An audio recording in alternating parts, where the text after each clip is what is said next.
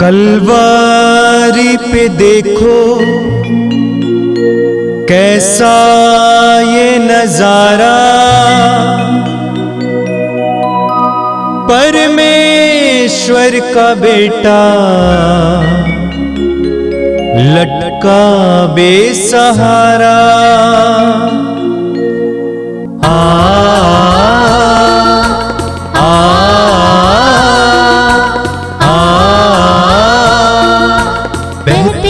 रक्त धारा जिसमें सबको मिले मुक्ति, बहती रक्त धारा जिसमें सबको मिले शांति, बहती रक्त धारा जिसमें सबको मिले मुक्ति, बहती रक्त धारा जिसमें सबको मिले शांति। क्रिस्त में मेरे प्यारे भाई और बहनों, आप सभी का पवित्र रक्त अभिषेक प्रार्थना में स्वागत है। आइए हम बड़े भक्ति भाव से इस प्रार्थना को शुरू करें। क्रूस का चिन्ह पिता, पुत्र और पवित्र आत्मा के नाम पर, आमीन।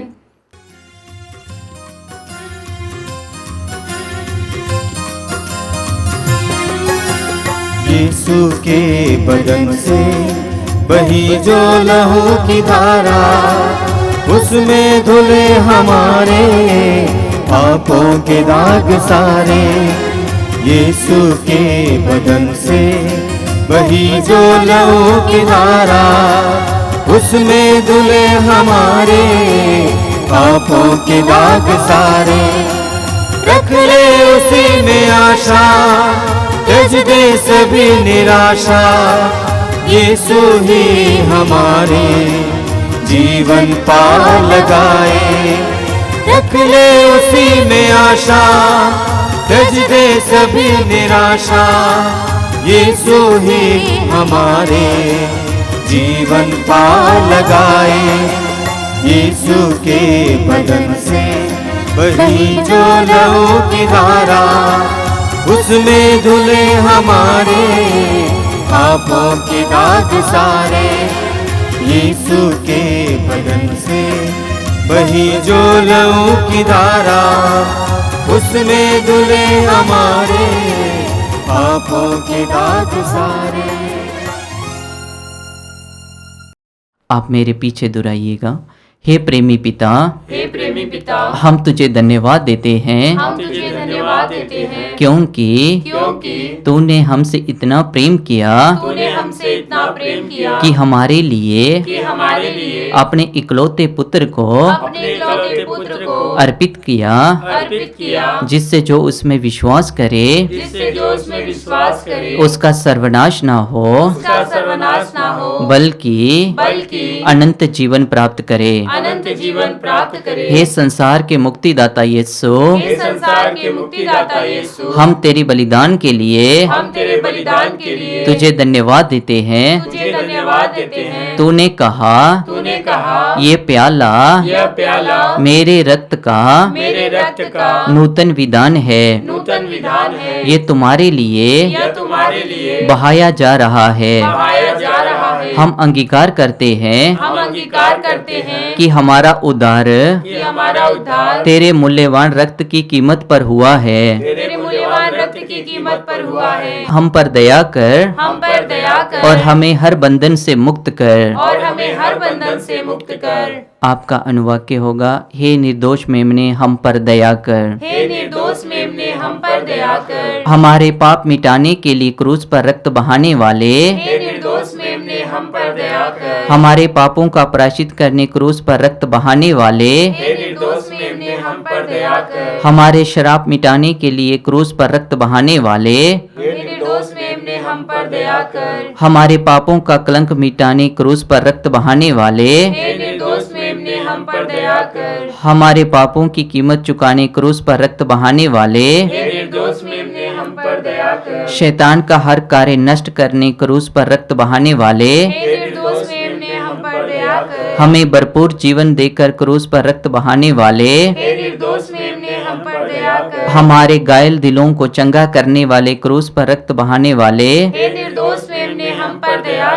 रोगों से हमें चंगा करने क्रूस पर रक्त बहाने वाले, हे निर्दोष मेमने हम पर दया कर। हमें पिता से मेल कराने क्रूस पर रक्त बहाने वाले, हे निर्दोष मेमने हम पर दया कर। हमें एक दूसरे से मेल कराने क्रूस पर रक्त बहाने वाले, हे निर्दोष मेमने हम पर दया कर। हमें प्रेम की शिक्षा देने क्रूस पर रक्त बहाने वाले, हे निर्दोष मेमने हम पर दया कर। हमारे लिए स्वर्ग का द्वार खोलने क्रूस पर रक्त बहाने वाले, हे निर्दोष मेमने हम पर दया कर। हमें बंधनों को तोड़कर क्रूस पर रक्त बहाने वाले, हे निर्दोष मेमने हम पर दया कर। हमारे आंसुओं को पोंछने के लिए क्रूस पर रक्त बहाने वाले, हे निर्दोष मेमने हम पर दया कर। हम धर्मियों के लिए क्रूस पर रक्त बहाने वाले, हे निर्दोष मेमने हम पर दया कर। हमें पवित्र करने के लिए क्रूस पर रक्त बहाने वाले, हे निर्दोष मेमने हम पर दया कर। हमें सशक्त करने के लिए क्रूस पर रक्त बहाने वाले, हे निर्दोष मेमने हम पर दया कर। हमें मुक्ति देने के लिए क्रूस पर रक्त बहाने वाले, हे निर्दोष मेमने हम पर दया कर।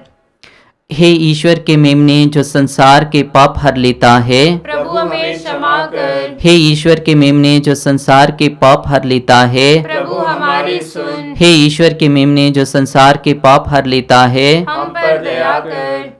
हम प्रार्थना करें। हे ईश्वर, तूने चाहा कि यीशु अपना रक्त बहाकर हमारे पापों का प्रायश्चित करें और हम विश्वास द्वारा उसका फल प्राप्त करें। हम तो इससे प्रार्थना करते हैं कि उसके पवित्र रक्त की योग्यता से इस संसार पर दया कर और हमें हर बंधन से छुड़ा दे। हम ये प्रार्थना करते हैं उन्हीं प्रभु यीशु क्रिस्त के द्वारा, आमीन। आइए हम उसी प्रार्थना को दोहराएं जो हमारे प्रभु यीशु ने हमें सिखाया है। हे पिता हमारे, तू जो स्वर्ग में है, तेरा नाम पवित्र माना जाए, तेरा राज्य आवे, तेरी इच्छा जैसे स्वर्ग में है वैसे इस पृथ्वी पर भी पूरी हो। हमारा प्रतिदिन का आहार आज हमें दे और हमारे अपराध हमें क्षमा कर जैसे हम भी अपने अपराधियों को क्षमा करते हैं, और हमें परीक्षा में न डाल परंतु बुराई से बचा। आमीन।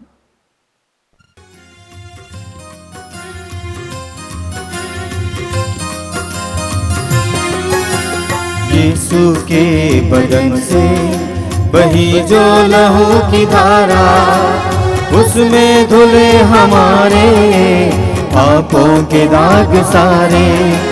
यीशु के बदन से बही जो लहू की धारा, उसमें धुले हमारे पापों के दाग सारे। रख ले उसी में आशा, त्यज दे सभी निराशा, यीशु ही हमारे जीवन पार लगाए। रख ले उसी में आशा, त्यज दे सभी निराशा, यीशु ही हमारे जीवन पार लगाए। यीशु के बदन से बही जो लहू की धारा, उसमें धुले हमारे पापों के दाग सारे। यीशु के बदन से बही जो लहू की धारा, उसमें धुले हमारे पापों के दाग सारे। आइए हम प्रार्थना करें। मैं आप सभी से अनुरोध करूंगा कि इस समय आप जहां कहीं भी बैठे हों, अपने मन और हृदय पूरी तरह से प्रभु पे लगाएं। ये प्रार्थना का समय प्रभु की आशीषों का समय है। प्रभु आपके जीवन में और आपके परिवार के जीवन में बहुत सारे चिन्ह और चमत्कार प्रकट करना चाहते हैं। उसके लिए आवश्यक है कि आप अपने हृदय के द्वार को खोलें, परिवार के द्वार को प्रभु के लिए खोलें। प्रभु के वचन को याद कीजिए, मैं द्वार पर खड़ा होकर खटखटा रहा हूं, यदि कोई मेरी वाणी सुनकर मेरे लिए द्वार खोलेगा, मैं आकर उसके साथ भोजन करूंगा और वह मेरे साथ। प्रभु की इस प्रतिज्ञा पर विश्वास करते हुए अपने हृदय और मन को इस समय प्रभु के लिए खोलिए। आंखें बंद रखिए। आइए हम प्रार्थना करें।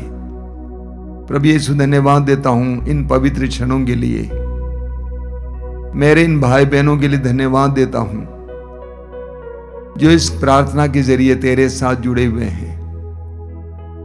प्रभु, मैं विश्वास करता हूं कि तेरे लिए कुछ भी असंभव नहीं है। मैं विश्वास करता हूं कि इस प्रार्थना के द्वारा तुम बहुत से भाई बहनों को आशीर्वाद देगा, बहुत से भाई बहनों को चंगाई देगा, बंधनों से आजादी देगा। प्रभु, हम सबको तेरी आवश्यकता है। हम तुच्छ हैं, हम अयोग्य हैं, हम दुखी और परेशान हैं। हमें तेरी शांति की आवश्यकता है, तेरे हस्तक्षेप की आवश्यकता है। हमारे परिवारों में, हमारे व्यक्तिगत जीवन में तेरी आवश्यकता है। आइए मेरे भाई और बहनों, पूरे विश्वास के साथ हम इस प्रार्थना में भाग लें। मैं जानता हूं कि समय आपके मन और हृदय में बहुत सारी पीड़ाएं हैं। उन सारी पीड़ाओं को प्रभु के हाथों में सौंप दीजिए। 2000 वर्ष पहले यीशु हमारे लिए क्रूस पर चढ़े। उन्होंने हमारे दुखों को अपने ऊपर ले लिया। प्रभु के हाथों में अपने आप को समर्पित कीजिए। यीशु आपको प्यार करते हैं। जब प्रभु संसार में आए तो उन्होंने अपने उस महान प्रेम को प्रकट किया। अंत में क्रूस पर अपने आप को बलि चाहते हुए हमारे सामने प्रमाणित किया कि वो हम सबको प्यार करते हैं। हमें अपने आप को समर्पित करने के लिए तैयार है। आंखें बंद रखिए, हृदय खोलिए, पवित्र आत्मा से प्रार्थना कीजिए। आइए पवित्र आत्मा, मेरे जीवन में आइए, मेरे मन और हृदय में आइए, मुझे शांत करने के लिए, मेरे मन और हृदय को बलवान बनाने के लिए, मेरे टूटते समय मुझे संभालने के लिए। आइए पवित्र आत्मा, कुछ देर प्रार्थना में बिताइए। प्रभु के पवित्र वचनों को सुनने के लिए अपने आप को तैयार कीजिए।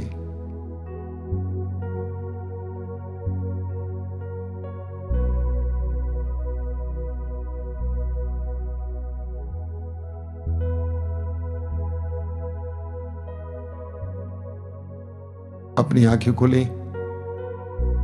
मेरे प्रिय भाई और बहनों, कई लोगों के साक्ष्य के द्वारा हम लोग बहुत प्रोत्साहित हैं। कई लोगों को इन कार्यक्रमों के जरिए अलग अलग रोगों से मुक्ति मिल रही है। एक भाई जिनके दोनों गुर्दे खराब थे, मैं उनसे मिलने गया था। उन्होंने कहा कि मैं प्रतिदिन कृपा धारा में भाग लेता हूं और अन्य कार्यक्रमों को भी देखता हूं। अभी 3-4 दिन पहले उसकी पत्नी ने मुझसे कहा कि डॉक्टरों ने चेक किया, गुर्दे अच्छे हो गए हैं, डायलिसिस की जरूरत नहीं है।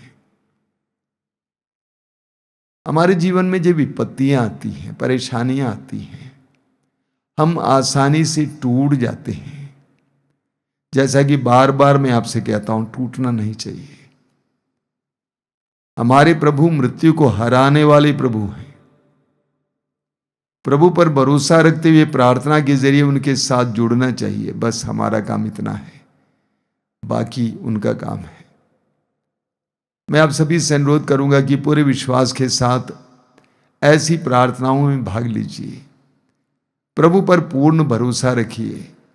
आप देखेंगे कि आपकी परिस्थितियों को प्रभु बदल देंगे। यिर्मयाह नबी अध्याय 29 उसके वाक्य 13 और 14 में प्रभु कहते हैं, यदि तुम मुझे संपूर्ण हृदय से ढूंढोगे, मैं तुम्हें मिल जाऊंगा। यदि तुम मुझे संपूर्ण हृदय से ढूंढोगे, मैं तुम्हें मिल जाऊंगा और मैं आकर तुम्हारे भविष्य को पलट दूंगा। तो यह हमारा काम है कि हम संपूर्ण हृदय से प्रभु को ढूंढें, प्रभु से जुड़ने का प्रयास करें। बाकी काम प्रभु का है। उड़ाऊ पुत्र सुअरों को छोड़कर पिता के भवन की ओर चल दिया, बाकी काम पिता का था। पिता ने उसे वो सब वापस दिया जो उसने गंवा दिया था। मैं अनुरोध करूंगा कि ऐसे कार्यक्रमों में पूरे विश्वास के साथ भाग लें। मेरे प्रिय भाई और बहनों, पवित्र सुसमाचारों में हम पढ़ते हैं कि प्रभु यीशु कितने उदार थे। उनका हृदय कितना खुला था, प्रभु कितने सहज थे, सरल थे। ईश्वर का पुत्र होने के बावजूद, बड़े बड़े चिन्ह और चमत्कार करने के बावजूद यीशु सरल थे। सभी उनके पास जा सकते थे। सुसमाचारों में हम पढ़ते हैं, समाज के द्वारा बहिष्कृत कोढ़ी यीशु के पास जाते थे। समाज द्वारा पापी ठहराए गए नाकेदार यीशु के पास जाते थे। समाज द्वारा बदनाम समझे गए नारियां यीशु के पास जाती थी। सभी यीशु के पास आ सकते थे, इतने सरल थे, सहज थे। हमें यीशु से सीखना चाहिए। जब हमारे जीवन में तरक्की आ जाती है, कोई शक्ति आ जाती है, प्रतिभा आ जाती है, हम कितना लोगों से दूर हो जाते हैं। यीशु सरल थे। हमें मार्कुस के समाचार के अध्याय 10 उसके वाक्य 14 और 15 में पढ़ने को मिलता है। एक बार कुछ माताएं अपने बच्चों को यीशु के पास ले आएं ताकि यीशु उन पर हाथ रखें और उन्हें आशीर्वाद दें, लेकिन शिष्यों ने उनको मना किया। शिष्यों ने सोचा कि गुरुवर बड़ी बड़ी बातें बोलते हैं, ईश्वर के राज के रहस्यों के बारे में बताते हैं, ये बच्चे क्या समझेंगे। और फिर प्रभु बराबर व्यस्त रहते थे। जब यीशु को उसका पता चला तो उन्होंने शिष्यों को डांटा और कहा कि बच्चों को मेरे पास आने से मत रोको, क्योंकि ईश्वर का राज्य उन जैसों का है। बच्चों को मेरे पास आने से मत रोको, क्योंकि ईश्वर का राज्य उन जैसों का है। मैं बार बार माता पिताओं से कहता हूं, बड़ों से कहता हूं, बच्चों को प्रभु के पास ले जाना आपकी जिम्मेदारी है, आपका परम कर्तव्य है। क्योंकि बचपन रोपाई का समय है, बुआई का समय है। अगर उस समय आप उसके अंदर भक्ति, विश्वास, प्रभु पर भरोसा, पवित्रता नहीं भरेंगे तो बाद में आप भर नहीं सकते हैं। वो रोपाई का समय है, वो बुआई का समय है। इसीलिए प्रभु कहते हैं बच्चों को मेरे पास आने दो, उन्हें मत रोको। प्रभु ने कहा ईश्वर का राज्य उन जैसों का है। ईश्वर का राज्य किसका है? बच्चों जैसों का। हम लोग आगे इस पर मनन चिंतन करेंगे। समाज में बच्चों को की गिनती नहीं होती है, पुरुष, नारियां और बच्चे। तो बच्चों को हम लोग तुच्छ समझते हैं। बैठक में, मीटिंग में, बातचीत के दौरान बच्चे कुछ बोलने लगते हैं, हम बोलते चुप रहा। बच्चों को कुछ नहीं समझते हैं। लेकिन मत्ती के सुसमाचार के अध्याय 18 उसके वाक्य 10 में प्रभु क्या कहते हैं? सावधान रहो, उन नन्हों में एक को भी तुच्छ न समझो। मैं तुमसे कहता हूं उनके दूत स्वर्ग में निरंतर मेरे स्वर्गिक पिता के दर्शन करते हैं। कैसे लोग बच्चों को तुच्छ समझते हैं। कुछ माताएं अपने गर्भ में बच्चों को मार डालते हैं। छोटे बच्चों का ख्याल नहीं किया जाता है, उनके साथ बुरा व्यवहार किया जाता है। ईश्वर की दृष्टि में बच्चे महत्वपूर्ण हैं। प्रभु कहते हैं मैं तुमसे कहता हूं उनके दूत स्वर्ग में निरंतर मेरे स्वर्गिक पिता के दर्शन करते हैं। यानी हर बच्चे के साथ ईश्वर का दूत है। तो प्रभु यीशु कहते हैं कि बच्चों को मेरे पास आने दो, क्योंकि ईश्वर का राज्य उन जैसों का है। स्वर्ग का राज्य उन जैसों का है। किन जैसों का? बच्चों जैसों का। बच्चों में क्या विशेषता है? बच्चों में क्या विशेषता है? सबसे पहले बच्चे अपने को निस्सहाय समझते हैं।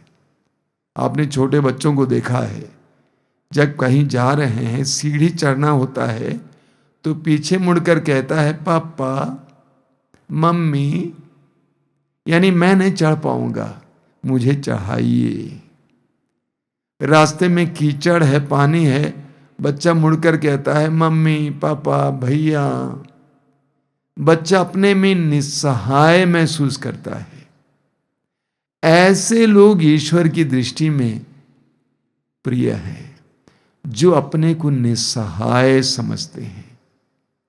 हमें परिश्रम जरूर करना है, इसके बावजूद हमें ये समझना है कि इसका फल हमारे हाथ में नहीं है।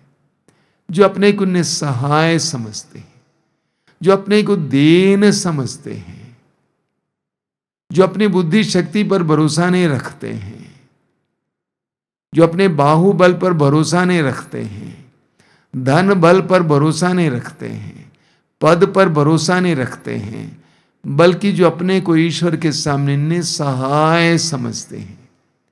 पेतरुस पानी में डूब रहा था, उस समय उसने कहा, प्रभु मुझे बचाइए। प्रभु ने बचाया उसको। वचन में लिखा हुआ है, दीनहीन ने प्रभु की दुहाई दी और प्रभु ने उसकी सुनी।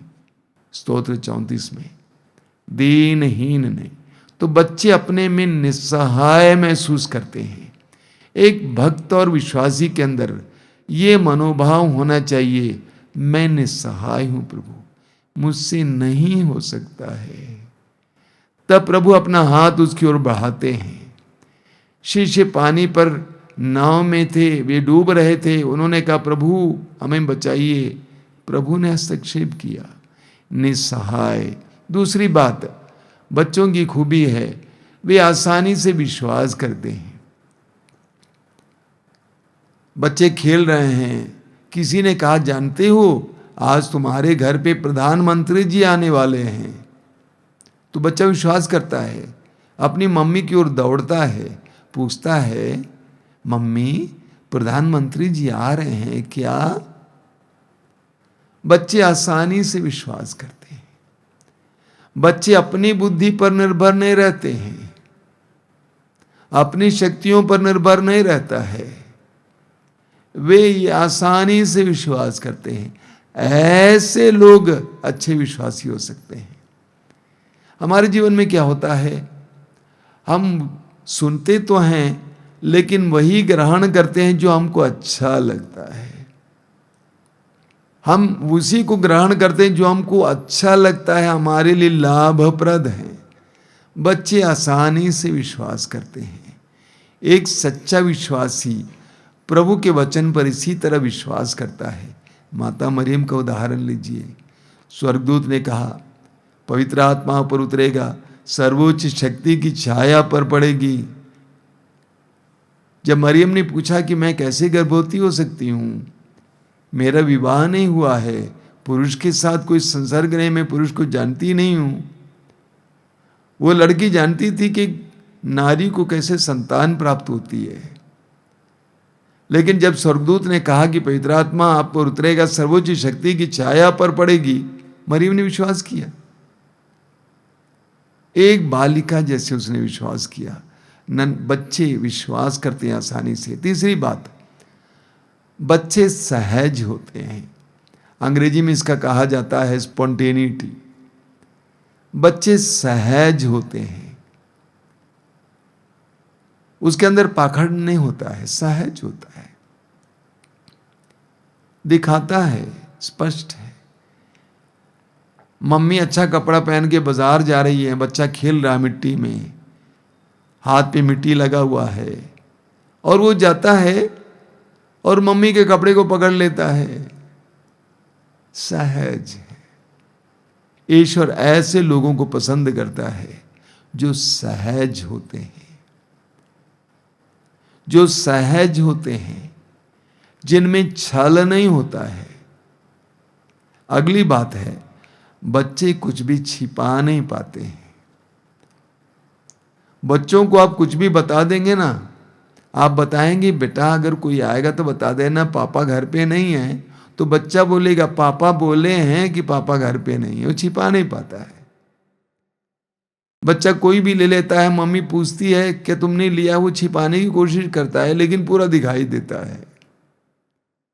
बच्चा छिपा नहीं पाता है। लेकिन जैसे जैसे हम लोग बड़े होते हैं, कैसे हम छिपाना सीखते हैं। एक एक बात हम छिपाने लगते हैं। जितने हम लोग बुद्धिमान बनते हैं, उतना ज्यादा हम छिपाने की कोशिश करते हैं। यही कारण है कि हमारे अंदर बहुत पाखंड है। साधारण लोग सहज होते हैं। जितने हम बड़े होते जाते हैं, उतना हम छिपाने के हमारे अंदर प्रवृत्ति बढ़ती है। हम छिपाने को सीखते हैं, लेकिन बच्चे छिपाते नहीं हैं। वे पाखंडी नहीं होते हैं, वे छल कपट नहीं रखते हैं। ईश्वर को ये प्रिय है। प्रभु कहते हैं ईश्वर का राज्य उन जैसों का है। मत्ती के समाचार के अध्याय 11 उसके वाक्य 25 में प्रभु यीशु कहते हैं, पिता मैं तुझे धन्यवाद देता हूं क्योंकि तूने इन सारी बातों को ज्ञानियों और समझदारों से छिपाकर मेरे बच्चों पर प्रकट किया है। प्रभु ने जो सुसमाचार सुनाया था, ईश्वर के राज्य के बारे में सुनाया था, उसको सबसे ज्यादा किसने ग्रहण किया?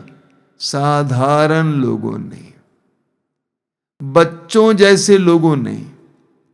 धर्म के अधिकारी, धर्म के ज्ञाता, विद्वान, उन्होंने ग्रहण नहीं किया। उन्होंने यीशु की बातों को ग्रहण नहीं किया। इसीलिए प्रभु कहते हैं कि पिता तूने बच्चों पर प्रकट किया, यही तुझे अच्छा लगा। प्रभु ईश्वर को यह अच्छा लगता है। जानते हैं ईश्वर की सच्ची अनुभूति और सच्चा ज्ञान उनको प्राप्त होता है जो बच्चों जैसे हैं, जो अपनी विद्वता पर घमंड करता है, अपने पांडित्य पर घमंड करता है, अपने बाहुबल पर घमंड करता है। ऐसे लोगों को सच्ची ईश्वरीय अनुभूति नहीं मिलती है। उनके दिमाग में बहुत सारा ज्ञान हो सकता है, लेकिन उनके अंतरतम में ईश्वरीय ज्ञान नहीं होगा। ईश्वरीय ज्ञान के लिए हमें बच्चों जैसे बनने की जरूरत है। इसीलिए मत्ती के सुसमाचार के अध्याय 18 वाक्य 3 से 5 तक सुनिए। प्रभु ने क्या कहा? मैं तुम लोगों से कहता हूं, यदि तुम फिर छोटे बालकों जैसे नहीं बन जाओगे तो स्वर्ग के राज में प्रवेश नहीं करोगे। प्रभु ने कहा कि यदि तुम फिर छोटे बालकों जैसे नहीं बनोगे, तुम स्वर्ग के राज में प्रवेश नहीं करोगे। यदि तुम फिर, हमारे अंदर बहुत छल आ गया है, कपट आ गया है, दिखावा आ गया है, घमंड आ गया है। हमें इन सारी चीजों को त्यागने की जरूरत है। मैंने कई ऐसे बड़े बड़े आध्यात्मिक व्यक्तियों को देखा है जो अपने को तुच्छ समझते हैं, बच्चों जैसे समझते हैं। जितना वे आध्यात्मिक रूप से गहरे होते जाते हैं, उतना वे सरल होते जाते हैं। मैं उनका उदाहरण यहां देना नहीं चाहता हूं। किसी एक धर्म विशेष की बात नहीं है, सभी जगह मैंने देखा है। जो गहरे होते हैं वे बच्चों जैसे होते हैं। वो पाखंड, वो दिखावा, वो घमंड नहीं रहता है। वे नम्र होते हैं। प्रभु कहते हैं यदि तुम फिर छोटे बालकों जैसे नहीं बन जाओगे तो स्वर्ग के राज में प्रवेश नहीं करोगे। आगे, इसलिए जो अपने को इस बालक जैसा छोटा समझता है वह स्वर्ग के राज में सबसे बड़ा है। जो अपने को छोटा समझता है बालक की तरह, वह ईश्वर की दृष्टि में और स्वर्ग के राज में सबसे बड़ा है। अगला वचन, और जो मेरे नाम पर ऐसे बालक का स्वागत करता है वो मेरा स्वागत करता है। प्रभु यीशु की शिक्षाएं बिल्कुल स्पष्ट हैं। प्रभु कहते हैं कि तुम्हें छोटे बच्चे जैसे बनने की आवश्यकता है। तुम्हें छोटे बच्चों की तरफ बनने की आवश्यकता है। घमंड को उतारो, छल कपट को उतारो, छोटे बच्चों की तरह सरल बनो, सहज बनो। छोटे बच्चों की तरह निस्सहाय सा महसूस करो ईश्वर की दृष्टि में। तब तुम देखोगे ईश्वर की कृपाएं तुम्हें प्राप्त होंगी। सूक्ति ग्रंथ अध्याय 3 वाक्य 5 में लिखा हुआ है, तुम सारे हृदय से प्रभु पर भरोसा रखो। तुम सारे हृदय से प्रभु पर भरोसा रखो, अपनी बुद्धि पर निर्भर मत रहो। और सुंदर वचन है, सूक्ति अध्याय 3 वाक्य 5, तुम सारे हृदय से प्रभु पर भरोसा रखो, अपनी बुद्धि पर निर्भर मत रहो। हम अक्सर अपनी बुद्धि पर निर्भर रहते हैं, अपने विचारों के अनुसार चलते हैं। ईश्वर पर भरोसा कम रखते हैं, लेकिन हमें बच्चों की तरह पूरी तरह से प्रभु पर निर्भर रहना सीखना होगा। लूकास अध्याय 6 वाक्य 20 में प्रभु ने अपने शिष्यों से कहा, धन्य हो तुम जो दरिद्र हो, क्योंकि ईश्वर का राज्य तुम्हारा है। धन्य हो तुम जो दरिद्र हो। ये दरिद्र कौन होता है? जो अपने ऊपर निर्भर नहीं रहता है, जो दूसरों पर निर्भर रहता है। समाज में दरिद्र किसे कहते हैं? जो दूसरों पर निर्भर रहते हैं, जिनके पास स्वयं जीने की ताकत नहीं है। प्रभु कहते हैं तुम धन्य हो, तुम जो ईश्वर पर भरोसा रखते हो, दूसरों की उदारता पर भरोसा रखते हो, तुम धन्य हो, तुम्हें स्वर्ग राज मिलेगा। मेरे प्रिय भाई और बहनों, प्रभु हम सबको सिखाते हैं, हमें उनकी तरह बच्चों जैसे बनने की जरूरत है। प्रभु ने कहा, धन्य हो तुम जिनके हृदय निर्मल हैं, वे ईश्वर के दर्शन करेंगे। यीशु का हृदय निर्मल था, उनके अंदर छल नहीं था, कपट नहीं था, उनके अंदर घमंड नहीं था। इतनी शक्तियां रखते हुए भी प्रभु विनम्र थे, नम्र थे। हमें भी यीशु की तरह बनना है, बच्चों जैसे बनना है। आइए हम प्रार्थना करें। प्रभु यीशु, धन्यवाद देते हैं तेरे इन पवित्र वचनों के लिए। धन्यवाद देते हैं कि तू हमें आह्वान दे रहा है कि हम फिर बच्चों की तरह बने, ताकि हम स्वर्ग के लायक बने, योग्य बने। प्रभु, हमारे अंदर बहुत सारी ऐसी बातें आ गई हैं जो संसार से आई हैं, संसार को प्रसन्न करने के लिए, संसार में अपने आप को बड़ा दिखाने के लिए। ऐसी कई बातें, छल कपट। प्रभु, उन सारी बातों को त्यागने के लिए कृपा दीजिए। हमारे हृदयों को निर्मल बनाइए, हमारे हृदयों को स्वच्छ बनाइए, तुझ पर भरोसा रखना सिखाइए। प्रभु, हमें तुझ पर भरोसा रखने और अपने में निस्सहाय महसूस करने की कृपा दीजिए, ताकि सतत हमें तेरी कृपा मिले। प्रभु, ये सुन वचनों को सुनने वाले मेरे भाई बहनों को आशीर्वाद देना, उन्हें नन्हे बालक बालिकाओं की तरह बनाना, उन्हें नम्रता देना, उन्हें सरल बनाना, सहज बनाना। हमारी प्रार्थना को ग्रहण कर। आमीन। यीशु मेरे नाम, मेरे दिल के राज, तेरी आराधना, तेरी आराधना। यीशु मेरे नाम, मेरे दिल के राज, तेरी आराधना, तेरी आराधना। यीशु मेरे नाम, मेरे दिल के राज, तेरी आराधना, तेरी आराधना। यीशु मेरे नाम, मेरे दिल के राज, तेरी आराधना, तेरी आराधना। तू जीवन आधार है, यह जीवन आसार है। तू जीवन आधार है, यह जीवन आसार है।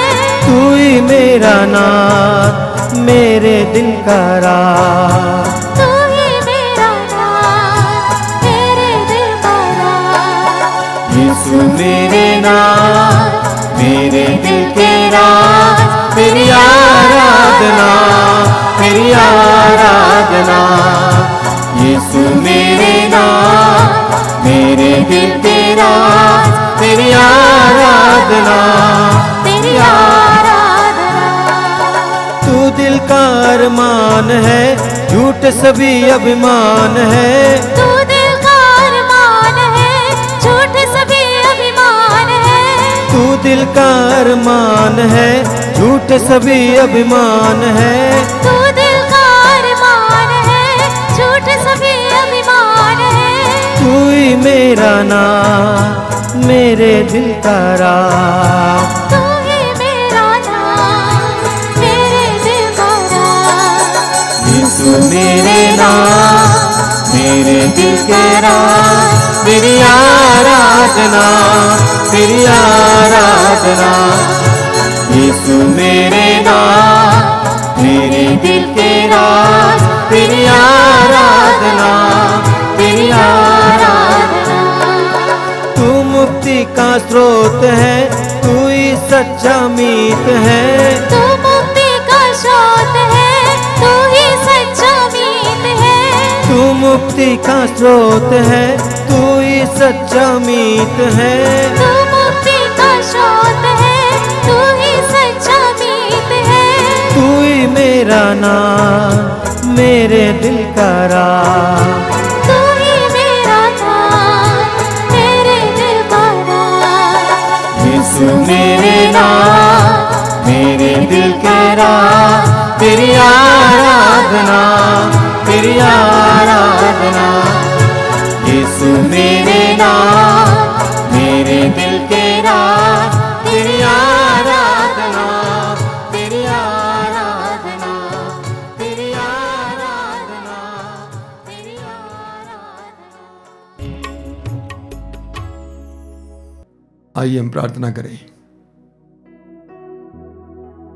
मैं आप सभी से अनुरोध करूंगा, प्रभु के सानिध्य में आए, बड़े भरोसे के साथ, विश्वास के साथ ईश्वर की उपस्थिति में आ जाइए। यह एक प्रार्थना है, कोई कार्यक्रम नहीं है, इसलिए सारे हृदय से इस प्रार्थना में भाग लीजिए। प्रभु ने आपको नाम लेकर बुलाया है और इस प्रार्थना में भाग लेने के लिए आपको मौका दिया है। इस मौके का पूरा फायदा उठाइए। हृदय के द्वार को प्रभु के लिए खोलिए। वो आपको प्यार करते हैं, उसने आपको बनाया है और फिर आपको और आपकी परिस्थितियों को बनाना चाहता है। प्रभु को पूर्ण आजादी दीजिए आपके जीवन में कार्य करने के लिए। अपने आप को प्रभु के अधीन कीजिए, प्रभु के अधिकार में दीजिए। क्यों आप बहुत ज्यादा चिंतित हैं अपने बारे में, अपने परिवार के बारे में, अपने भविष्य के बारे में? इस चिंता के बदले आप अपने विश्वास को बढ़ाते तो आपके जीवन में ना जाने क्या क्या होता। तो इस समय सारी चिंताओं को प्रभु के हाथ में सौंप दीजिए। पेतरुस के उस वचन को याद कीजिए, आप अपनी सारी चिंताएं उस पर छोड़ दें। चिंता नहीं करेंगे बल्कि उस पर भरोसा रखेंगे। परिवार के बारे में, बच्चों के बारे में, भविष्य के बारे में, विवाह के बारे में, शारीरिक रोगों के बारे में, एक एक बात को प्रभु को समर्पित कीजिए। प्रभु आपके जीवन में कार्य करना चाहते हैं। पूरी बाइबल हमें बताती है कि हमारा ईश्वर हमारा ख्याल करने वाला ईश्वर है, सत्य प्रतिज्ञ ईश्वर है, अपने वचन को नहीं बदलने वाला ईश्वर है। उस महान सामर्थ्यवान सत्य प्रतिज्ञ ईश्वर पर भरोसा रखिए इस समय और अपना हृदय खोलकर प्रभु की आराधना कीजिए, प्रभु की स्तुति कीजिए। मेरे पीछे दोहराते जाइए, आप बोलिए hallelujah, hallelujah, hallelujah, hallelujah, hallelujah. Hallelujah. मैं सारे हृदय से मैं सारे हृदय से प्रभु की स्तुति करूंगा। प्रभु की स्तुति करूंगा। मैं सारे हृदय से मैं सारे हृदय से प्रभु की स्तुति करूंगा। प्रभु की स्तुति करूंगा। वह मेरा रक्षक है, वह मेरा रक्षक है, वह मेरा संरक्षण करता वह है, मेरा संरक्षण करता है, वह मेरे साथ रहता वह है, मेरे साथ रहता है, वो मुझे अकेला नहीं छोड़ता है। मुझे अकेला नहीं छोड़ता वो है। Hallelujah, hallelujah, hallelujah, hallelujah, hallelujah. Hallelujah. सारी सृष्टि के साथ, सारी सृष्टि के सारी साथ, मानव जाति के साथ, सारे मानव जाति के हे साथ, दयालु पिता, हे दयालु पिता, हे मेरे प्रभु, हे मेरे प्रभु, मैं तेरी आराधना करता हूँ। मैं तेरी आराधना हालेलुया, हालेलुया, हालेलुया, हालेलुया,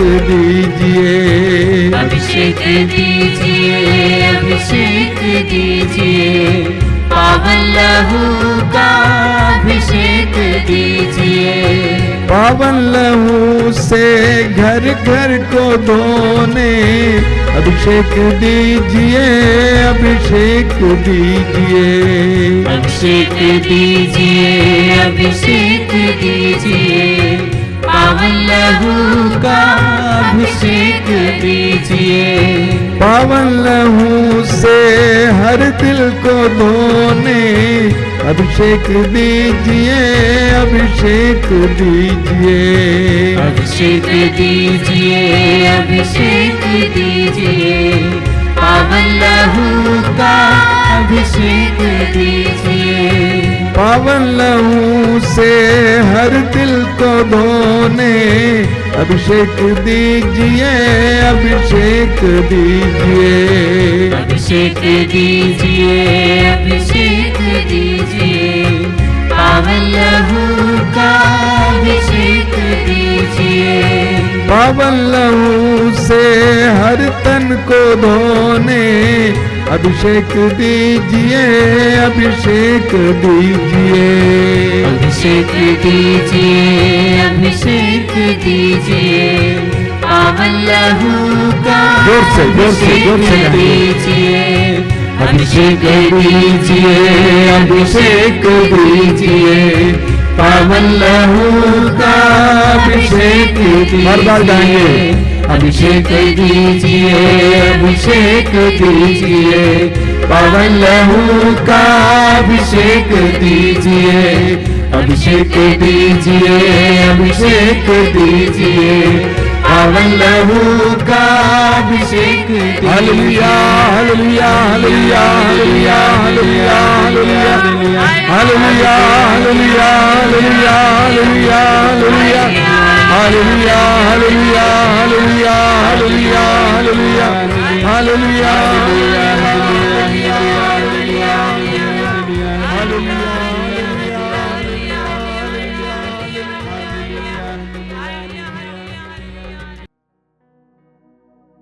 मौन होकर प्रभु के पवित्र रक्त के अभिषेक अनुभव कीजिए।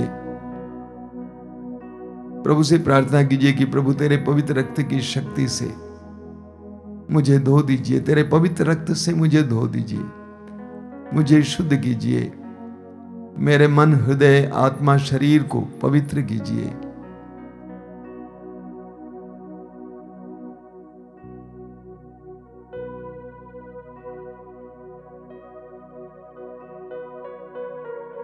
हम अपने घर के कोने कोने को इस समय समर्पित करेंगे। प्रभु हमारे घरों को शुद्ध और पवित्र करें।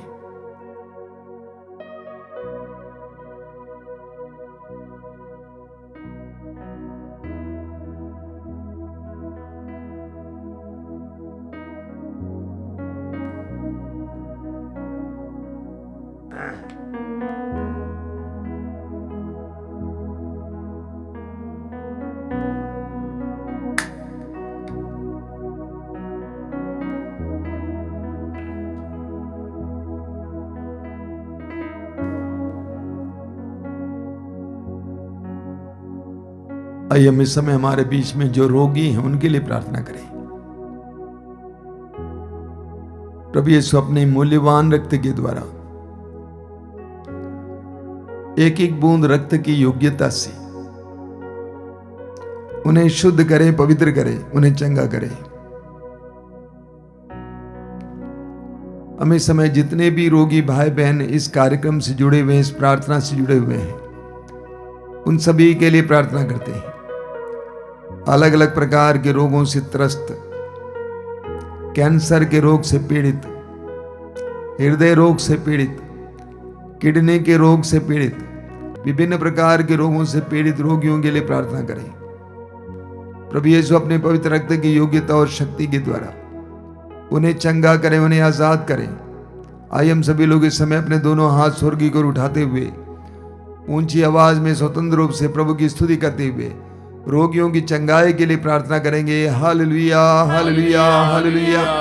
चंगाई चंगाई चंगाई चंगाई चंगाई चंगाई चंगाई यीशु के परम पावन नाम पर, यीशु के दिव्य शरीर और रक्त के योग्यता और शक्ति के द्वारा इसी वक्त इस प्रार्थना में भाग लेने वाले एक एक भाई बहन को चंगाई मिले, पुराने से पुराने रोगों से गंभीर रोगों से आजादी मिले, छुटकारा मिले।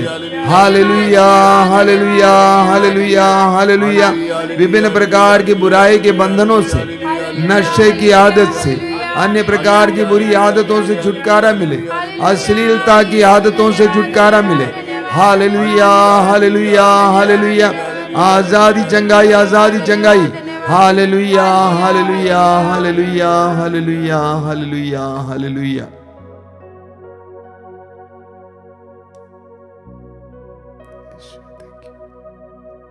बड़ी भक्ति के साथ हम इस समय प्रभु की आशीष ग्रहण करें।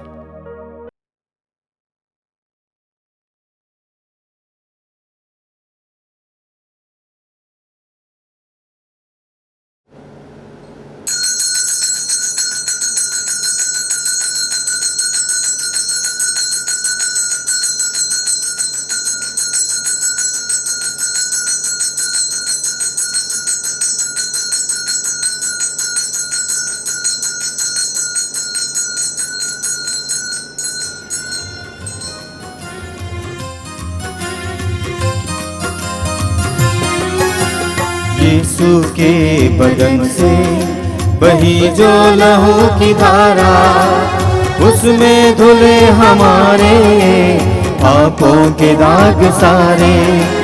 यीशु के बदन से बही जो लहू की धारा, उसमें धुले हमारे पापों के दाग सारे।